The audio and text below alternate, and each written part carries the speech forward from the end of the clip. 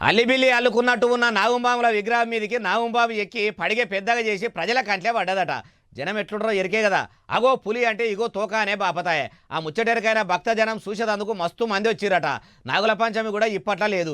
ఇప్పుడే ఎందుకు ఆ విగ్రహం కాడికి పోయిందో ఏది అరుచుకుందాం పారి ముచ్చట మొత్తం. విగ్రహం మీద పడిగెత్తి మంచిగానే నిలబడ్డది, మాలాస్క పెద్దగానే ఉన్నది. మరి ఈ పాము ఏ పుట్టలకెళ్ళి వెళ్ళిందో ఏ పొక్కలకెళ్ళి వెళ్ళిందో, ఆ గుడి చుట్టుముట్టే ఎప్పటికి తిరుగుతుందో ఏం కథనో గాని జగిత్యాల జిల్లా ఓదెల ఊరిలున్న పార్వతీ శంభులింగేశ్వర స్వామి ఆలయం కాడికి వచ్చిందట. మర్రి చెట్టు కిందున్న నాగుంబాముల విగ్రహం మీదకి ఎక్కి ఇట్లా పడిగై ఇప్పిందట. శంభులింగేశ్వరు ఆలయంకు నాగుంబాము వచ్చిందట అని ఎరకాయి మాలస్క మందే జమయ్యిరట. ఇక సెల్ ఫోన్లలో చిత్రీకరించేటోళ్ళు సెల్ ఫోన్లలో, డైరెక్ట్ చూసేటోళ్ళు డైరెక్ట్ చూసుడు పెట్టిరట. పాము కూడా అంతమందిని చూసి నేనేమన్నా విచిత్ర జీవిన, పామునే కదా, ఎన్ని మాటల నా లెక్క ఉన్న పాములను వీళ్ళు చూడలేదు, ఇప్పుడే చూస్తున్నట్టు ఇంత ఇచ్చంతరంగా చూస్తుండ్రు అనుకోవచ్చు.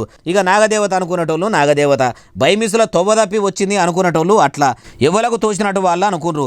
ఆయనతో పాములు పట్టేట ఆయన వచ్చిండు. ఇగో ఇట్లా సలాగా పట్టుకొని దాన్ని పట్టుకొని పోతుంటే ఎట్లా పడిగతోనే ఆడుతున్నదో చూడుండ్రి. ఎట్లనో అట్లా తిప్పలు పడి మొత్తానికి దాన్ని శైల పట్టుకున్నాడు. తీసుకుపోయి అడవిలో ఇడిచిపెడతా అన్నాడట. పాములు ఇట్లా కూడా గుళ్ళలకు వస్తున్నాయి. వానకాలం కాబట్టి సల్లపూట కూడా ఇండ్లకు వస్తుంటాయి. చీకటి పూట ఎప్పటికీ కూడా బయట లైట్లు వేసే పెట్టుండ్రి. ఎలుగుకు వాకిట్ల పురుగు పూసి ఉన్నది కనబడుతుంది. మీ గురించే చెప్తున్నాం పైలం.